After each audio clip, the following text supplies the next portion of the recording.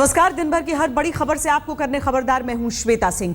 आज हम सबसे पहले भारत के उस कूटनीतिक मैच का विश्लेषण करेंगे जो इस वक्त दक्षिण कोरिया की राजधानी सोल में खेला जा रहा है। यह कूटनीतिक मैच भारत के लिए जीतना बहुत जरूरी है क्योंकि इस बार भारत ने अपनी कूटनीतिक ताकत लगा रखी है और कहीं भी गच्चा खाने की कोई कसर नहीं छोड़ी है। सोल में आज और कल न्यूक्लियर सप्लायर्स ग्रुप के देशों की अहम बैठक हो रही है।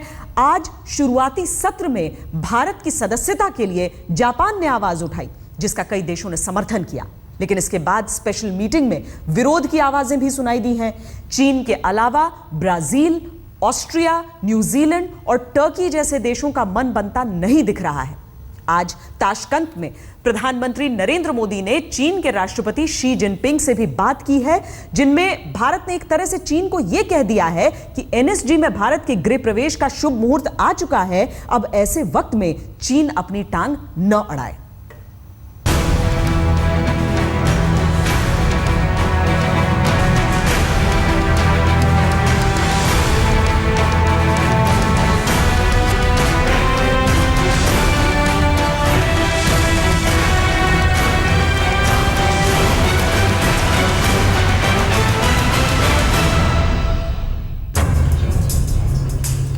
उज़्बेकिस्तान के ताशकंद में प्रधानमंत्री नरेंद्र मोदी आज जब चीन के राष्ट्रपति शी जिनपिंग से मिले तो सबसे बड़ा सवाल यही था कि क्या चीन न्यूक्लियर सप्लायर्स देशों के पावरफुल ग्रुप में भारत की एंट्री पर मान जाएगा। पीएम मोदी ने जिनपिंग से एनएसजी पर जो बात की उसे सीधे सीधे कहा जाए तो भारत ने चीन से कहा कि कृपया टांग अड़ाना छोड़ दो। Prime minister Modi then spoke of the Nuclear Suppliers Group plenary meeting in Seoul, which is to discuss India's membership of the Nuclear Suppliers Group. In fact, the rest of the meeting was devoted to this issue.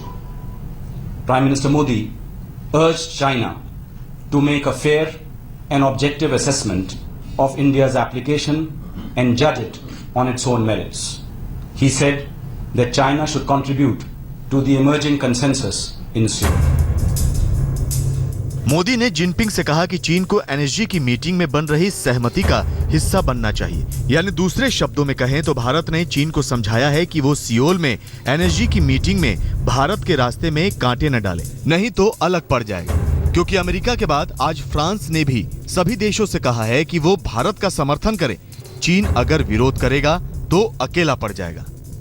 China ने भी देखा है कि मैं अगर इतनी reproach में भरा एटमॉस्फेयर क्रिएट हो गया है, हिंदुस्तान आके हमारे साथ अच्छी तरह बात कर रहा है, दुनिया के लोग सपोर्ट कर रहे हैं और हमें रिक्वेस्ट कर रहे हैं कि हम बात मान जाएं, तो चाइना भी मैच्योर देश है, वो इस बात को इस एंगल से देखेगा कि अब शायद हमारे बीच की दूरियां अब खत्म होंगी। वैसे भी चीन सियोल में कूटनीति के पहले राउंड में चित हो गया है। जो चीन ये कह रहा था कि एनएसजी की मीटिंग में भारत की सदस्यता एजेंडे में नहीं है, लेकिन सियोल में एनएसजी की स्पेशल मीटिंग शुरू होते ही भारत की सदस्यता बातचीत के एजेंडे में आ गई। सबसे पहले जापान ने भारत की सदस्यता के आवेदन पर चर्चा की बात उठाई है। इसमें दूसरे कई देशों ने भी हामी भरी। दक्षिण कोरिया की राजधानी सियोल में गुरुवार की सुबह से ही हलचल मची हुई है। भारत की तरफ से कूटनीति का जिम्मा विदेश सचिव एस जयशंकर और उनकी टीम ने संभाल रखा है, जो एक दिन पहले ही सियोल पहुंच चुके थे। पिछले 24 घंटे में भारत की कूटनीतिक टीम ने कई देशों से बातचीत की, जिसमें ब्राजील भी शामिल है। आज मैक्सिको ने भी एनएसजी की मीटिंग से पहले खुले समर्थन का ऐलान कर दिया। It is important to have India on board and in NSG. We are not going out to other countries. We are not promoting India, but we are having a positive engagement with India, and you are having our support with that. NSG में बहुमत तो भारत के साथ दिख रहा है, लेकिन असली चाबी चीन के पास है, जो कभी नहीं चाहेगा कि भारत को एनएसजी में आने का कोई रास्ता मिल जाए। क्योंकि चीन को लगता है कि दुनिया में ट्रांसफर ऑफ पावर के इस दौर में भारत पर लगाम लगाना बहुत जरूरी है। अगर भारत एनएसजी का सदस्य बन जाएगा तो एक तरह से एशिया में वो चीन को ज्यादा ताकत से चुनौती देगा। इसी वजह से चीन संयुक्त राष्ट्र सुरक्षा परिषद में भी भारत की सदस्यता पर बुझे हुए मन से बात करता है। चीन ये नहीं चाहता कि एनएसजी की सदस्यता के जरिए भारत पर आधिकारिक तौर पर परमाणु संपन्न देश की मुहर लग जाए। चीन को यह भी लगता है कि अगर भारत एनएसजी में पहुंच गया तो फिर पाकिस्तान के भविष्य में एनएसजी में आने के सभी रास्ते बंद हो जाएंगे, क्योंकि एनएसजी का नियम यह है कि किसी नए देश को सदस्य बनाने पर एनएसजी का कोई भी सदस्य देश कम से कम विरोध न करे। उसको साफ तौर पे समझ जाना चाहिए कि अगर वो हिंदुस्तान की मेंबरशिप को रोकता है तो बहुत सीरियस इफेक्ट होगा इसका हिंदुस्तान चाइना रिलेशन पर आने वाले समय में, एशिया पैसिफिक सिक्योरिटी पर, ग्लोबल वार्मिंग पर। लेकिन चीन के लिए भी इतना आसान नहीं है कि वो भारत को एनएसजी में आने से रोक सके, क्योंकि चीन इसके कूटनीतिक नफा नुकसान के बारे में भी समझता है। चीन की मुश्किल यह है कि अगर वो भारत का विरोध करेगा तो फिर भारत से उसके रिश्ते खराब होंगे और भारत अमेरिका के और करीब पहुंच जाएगा, जो हर तरीके से उसके लिए नुकसानदेह है। चीन पर भारत के साथ साथ अमेरिका का भी दबाव है, जिसे खारिज करना चीन के लिए आसान नहीं। 2008 में भारत अमेरिका की सिविल न्यूक्लियर डील का चीन ने विरोध किया था, लेकिन बाद में दोनों देशों के दबाव में वो पीछे हट गया था। चीन खुलकर इसलिए नहीं बोल रहा क्योंकि वो खुले विरोध के नुकसान को समझता है। जब ज्यादातर देश भारत के समर्थन में खड़े हो तो विरोध करने से चीन को पता है कि वो कूटनीतिक लिहाज से अलग थलग पड़ जाएगा, इसीलिए वो खुला विरोध न करके नियमों, शर्तों और बातचीत करने की बात कर रहा है। ताशकंद में हुई नरेंद्र मोदी शी जिनपिंग की मुलाकात और सियोल में बंद कमरे में 3 घंटे तक हुई तमाम देशों के प्रतिनिधियों के बीच बात, फिर भी बात नहीं बनी है। चीन ही नहीं बल्कि ब्राजील, ऑस्ट्रिया, आयरलैंड, न्यूजीलैंड जैसे तमाम दूसरे देश भी इस बात पर अड़े हैं कि ऐसे किसी भी देश को न्यूक्लियर सप्लाईज ग्रुप में सदस्यता ना दी जाए जिन्होंने परमाणु अप्रसार संधि पर हस्ताक्षर नहीं किया हो। साफ है, भारत के लिए ये राह फिलहाल आसान नहीं। सियोल में स्मिता शर्मा, आज तक। सोल में एनएसजी की मीटिंग कल भी जारी रहेगी। जो देश भारत की सदस्यता पर मन नहीं बना पा रहे हैं उनमें वो देश हैं जो शायद चीन के इशारे पर काम कर रहे हैं। आज एनएसजी की मीटिंग से पहले ताशकंद में पाकिस्तान के राष्ट्रपति भी चीन के राष्ट्रपति से मिले और इसमें पाकिस्तान ने कहा कि अगर भारत को एनएसजी की सदस्यता मिल जाएगी तो यह दक्षिण एशिया की क्षेत्रीय स्थिरता को बड़ा खतरा है। चीन पाकिस्तान के कंधे पर बंदूक रखकर भारत पर निशाना साध रहा है, लेकिन चीन जो बातें कर रहा है उनमें कोई दम नहीं है। अब हम चीन के विरोध के तर्कों का विश्लेषण करेंगे।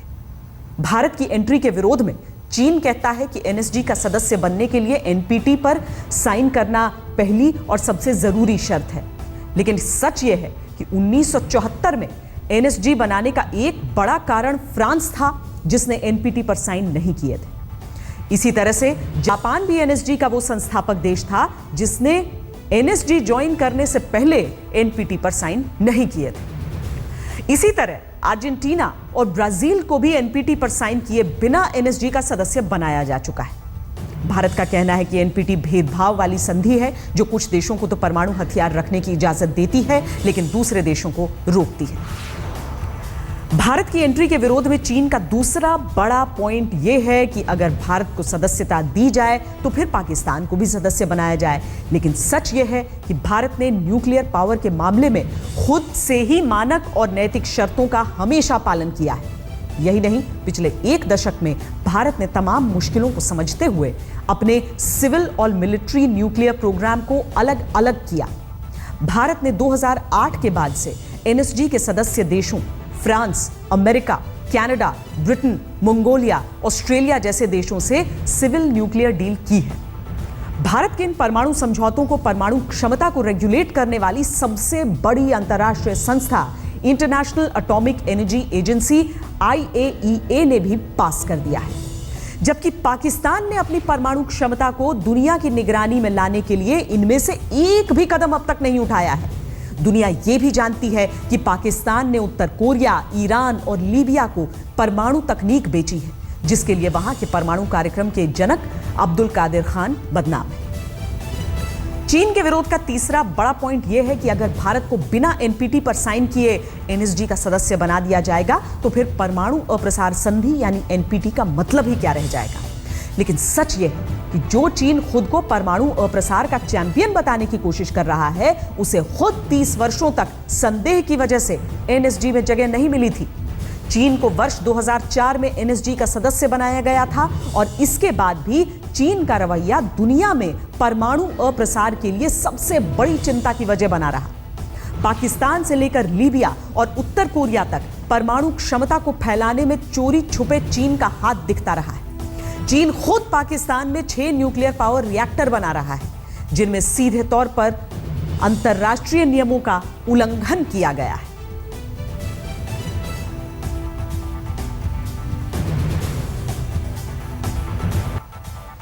खबरदार में अब हम भारतीय वायुसेना में शामिल होने के लिए तैयार दुनिया के सबसे छोटे और सबसे हल्के फाइटर प्लेन तेजस का विश्लेषण करेंगे, जो अगले महीने यानी जुलाई के पहले हफ्ते में एयरफोर्स ज्वाइन कर लेगा। मई में वायुसेना चीफ मार्शल अरूप राहा देश में बना हल्का लड़ाकू विमान तेजस उड़ाने वाले पहले भारतीय वायुसेना प्रमुख बने थे, जब उन्होंने बेंगलुरु में तेजस के टेस्ट के लिए उड़ान भरी और 30 मिनट तक तेजस को उड़ाया।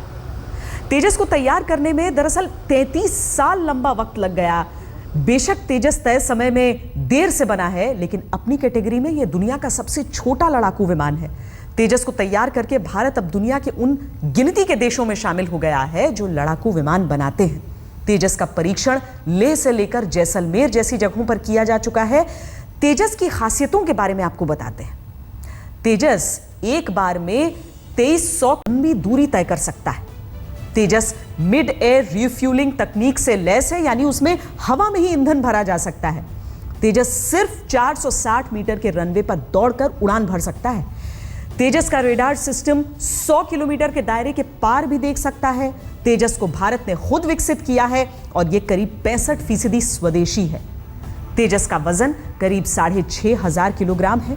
तेजस 3.5 टन विस्फोटक लेकर उड़ान भर सकता है। तेजस को हवा से हवा में मार करने वाली R-73 मिसाइलों से लैस किया गया है। इसके अलावा तेजस में 23 mm गनों, रॉकेट और बम भी लॉन्च किए जा सकते हैं। अब हम आपको तेजस की खूबियों और काबिलियत का एक एक्शन पैक्ड विश्लेषण दिखाते हैं।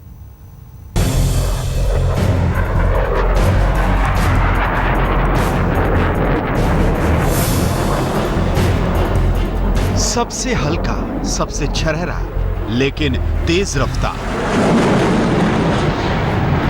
ये छोटा सा इंट्रोडक्शन है भारत में बने सबसे हल्के लड़ाकू विमान तेजस का।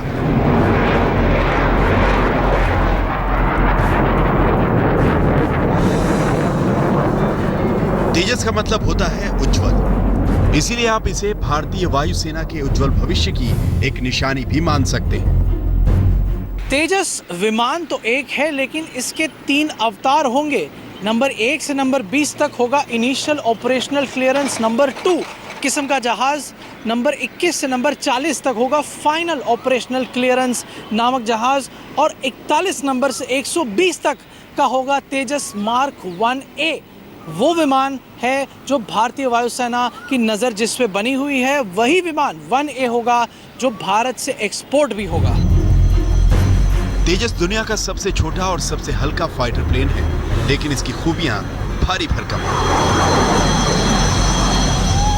तेजस की लंबाई 13.2 मीटर है।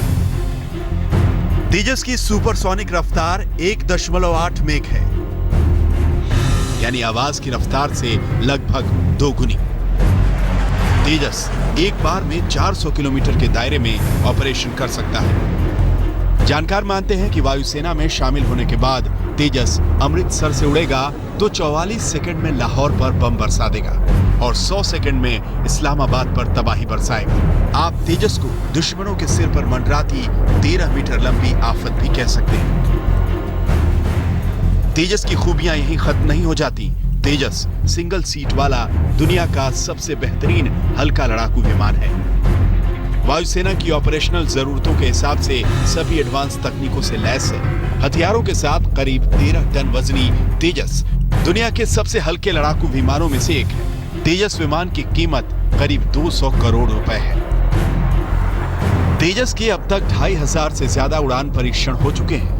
एयर चीफ मार्शल अरूप राहा तेजस में बैठकर उड़ान भरने वाले देश के पहले वायुसेना प्रमुख भी बन चुके हैं और अब हल्का लड़ाकू विमान तेजस भारत के दुश्मनों की बैंड बजाने के लिए वायुसेना में शामिल होने वाला है।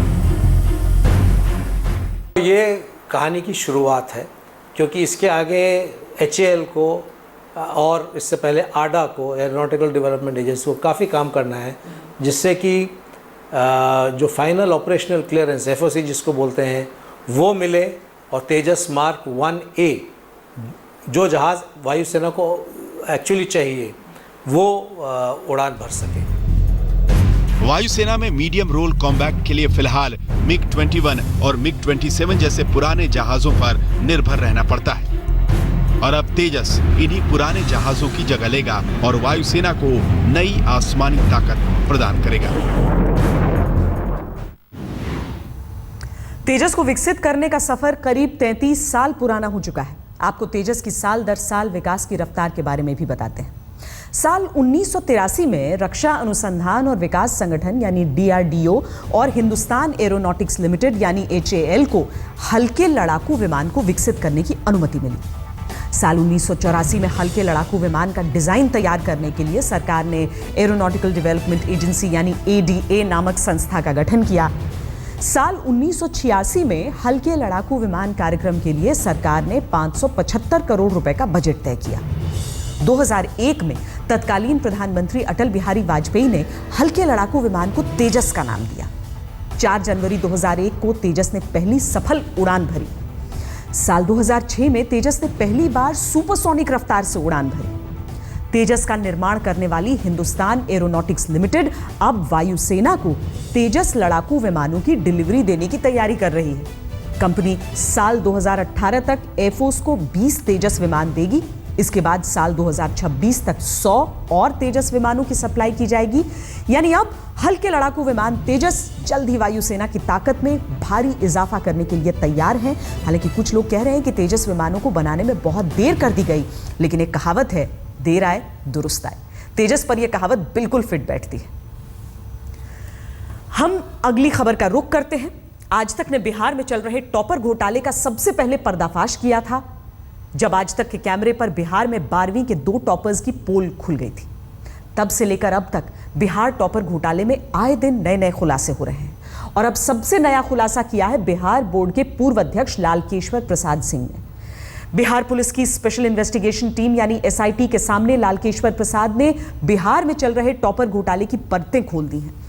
SIT की पूछताछ के दौरान लालकेश्वर प्रसाद ने कबूल किया कि स्टेट टॉपर बनाने के लिए वो बिशुन राय कॉलेज के चेयरमैन बच्चा राय से प्रति छात्र 15 से 20 लाख रुपए की रिश्वत लेता था। बिशुन राय कॉलेज में अच्छे नंबर दिलवाने के नाम पर दूसरे कॉलेजों के मुकाबले 20 गुना ज्यादा फीस वसूली जाती थी। नकली टॉपर्स की मार्कशीट प्रिंट करवाने का काम लालकेश्वर प्रसाद का दामाद विवेक कुमार करता था। लालकेश्वर प्रसाद ने भी ये भी कबूल किया कि उनके कार्यकाल में अब तक करीब 250 इंटरमीडिएट कॉलेजों को रिश्वत लेकर मान्यता दी गई। कॉलेजों को मान्यता देने के लिए 3 से 4 लाख रुपए तक की रिश्वत वसूली की जाती थी। कॉलेज को मान्यता देने के लिए बोर्ड की 3 सदस्यों वाली कमेटी फैसला लेती थी। यानी बिहार शिक्षा बोर्ड में चल रहे टॉपर घोटाले में आज तक के दावों पर बिहार बोर्ड के पूर्व अध्यक्ष और टॉपर घोटाले के आरोपी लालकेश्वर प्रसाद सिंह ने मुहर लगा दी। लालकेश्वर प्रसाद के खुलासों के बाद अब SIT बिहार बोर्ड के अन्य अधिकारियों से भी पूछताछ करने की तैयारी कर रही है। बिहार शिक्षा बोर्ड के पूर्व अध्यक्ष लालकेश्वर प्रसाद के कबूलनामे ने टॉपर घोटाले में रिश्वत के खेल को खोल कर रख दिया है। लेकिन क्या आपने कभी सोचा है कि बिहार में टॉपर बनाने वाले स्कूल इतने क्यों फल फूल रहे हैं? हमारी अगली खबर आपके इस सवाल का जीता जागता जवाब है। आज तक आपने परीक्षाओं में छात्रों को नकल करते खूब देखा होगा, लेकिन अब आपको बिहार में चल रही डिप्लोमा इन एलिमेंट्री एजुकेशन की परीक्षा दे रहे नकलची टीचर्स की तस्वीरें दिखाते हैं, जिसमें छात्रों को नकल न करने की सलाह देने वाले शिक्षक खुलेआम नकल करते दिख रहे हैं। बिहार की शिक्षा व्यवस्था कितनी बुरी तरह सड़ गल चुकी है, ये तस्वीरें उसकी एक बानगी भर है।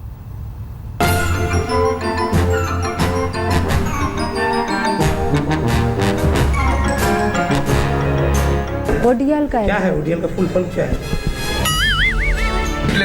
चीट कर हम नहीं देखे थे।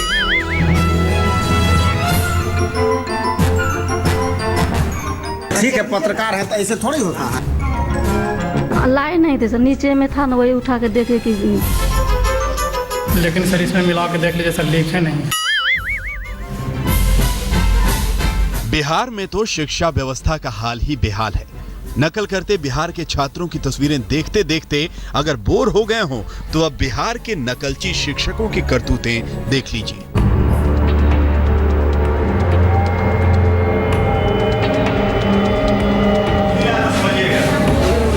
ये बिहार के स्कूलों में बच्चों को पढ़ाने वाले वो शिक्षक हैं जो अपनी वेतन वृद्धि और टीचर ट्रेनिंग के लिए डिप्लोमा इन एलिमेंट्री एजुकेशन यानी DEE की परीक्षा दे रहे हैं।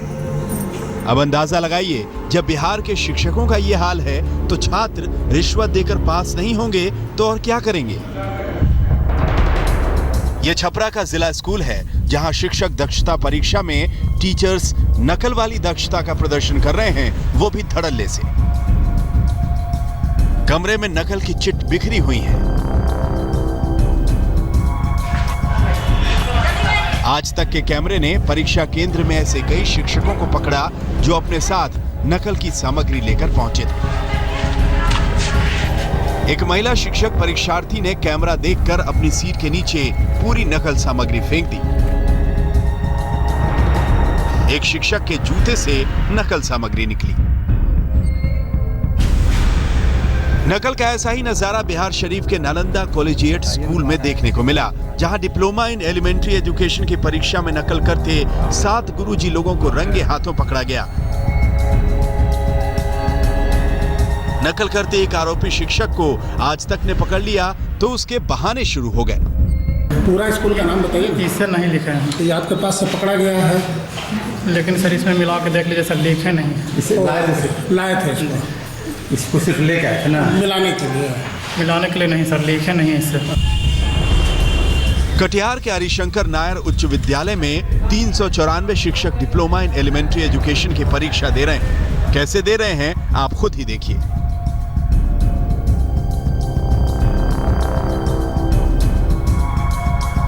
कोई महिला शिक्षक अपने कपड़ों में पर्ची छिपा कर लाई है तो कोई गाइड बगल में रखकर परीक्षा दे रहा है।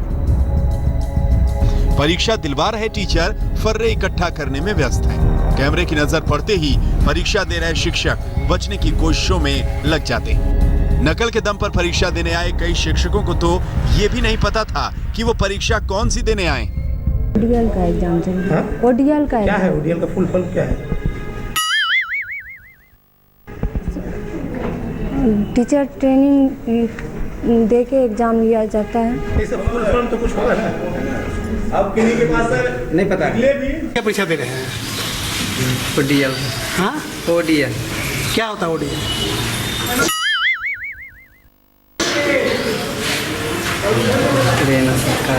हाँ, नकल करते शिक्षकों की ऐसी तस्वीरें मधुबनी में देखने को मिली, जहां छात्रों को पढ़ाने वाले शिक्षक खुद नकल के सहारे पास होने की जुगत भिड़ाते नजर आए। आप खुद सोचिए, जिस बिहार में टीचर ही पास होने के लिए नकल करें, वो टीचर छात्रों को नकल करने के लिए किस अधिकार से रोकेंगे? नकलची टीचरों के सहारे बिहार के बच्चों का भविष्य संवारने के सपने देखना किसी पूरे सपने से कम नहीं है। आज तक ब्यूरो। चाहे दुनिया का पहला सम्राट हो, दुनिया का पहला गणराज्य हो, देश का पहला राष्ट्रपति हो, चाणक्य की बात हो, बात नालंदा यूनिवर्सिटी की हो, ये बिहार की बात हम कर रहे हैं, जहां आज भी प्रशासनिक अधिकारी अगर निकलते हैं तो सबसे बड़ी तादाद में इसी राज्य के लोग होते हैं। ये सिर्फ एक तस्वीर है, उम्मीद है इस पर अंकुश लगाया जाएगा। शिक्षक नकल करके परीक्षा पास कर रहे हैं और अब आपको यह जानकर हैरानी नहीं होगी कि बिहार में क्वालिफाइड शिक्षकों की संख्या सिर्फ 43% है। 1,95,237 शिक्षकों के पास जरूरी शैक्षिक योग्यता नहीं है। बिहार के 10,000 से ज्यादा स्कूल टीचर्स को 5वीं क्लास तक की नॉलेज नहीं है। आंकड़े और तस्वीरें साबित करते हैं कि बिहार के जिन शिक्षकों पर छात्रों को पढ़ाने का जिम्मा है, उनमें से अच्छी खासी संख्या में शिक्षक खुद शिक्षा के मामले में निलबटे सन्नाटा है। निखिल, एक लंबी सी परंपरा है, एक लंबी सी विरासत है, जिसे जिंदा अगर रखना है तो बिहार में सरकार को इस पर अंकुश लगाना होगा। उत्तर प्रदेश में मायावती पर राजनीतिक बम फोड़ने वाले स्वामी प्रसाद मौर्य का नया राजनीतिक ठिकाना क्या होगा, यह बड़ा सवाल इस वक्त उत्तर प्रदेश की राजनीतिक गलियारों में घूम रहा है।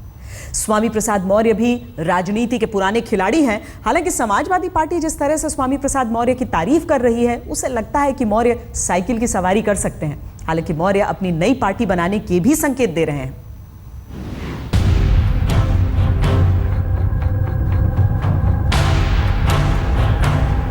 जो मायावती जैसी अनुभवी नेता को बगावत की भनक तक ना लगने दे, वो राजनीति का कितना पक्का खिलाड़ी है, ये 62 साल के स्वामी प्रसाद मौर्य ने बता दिया।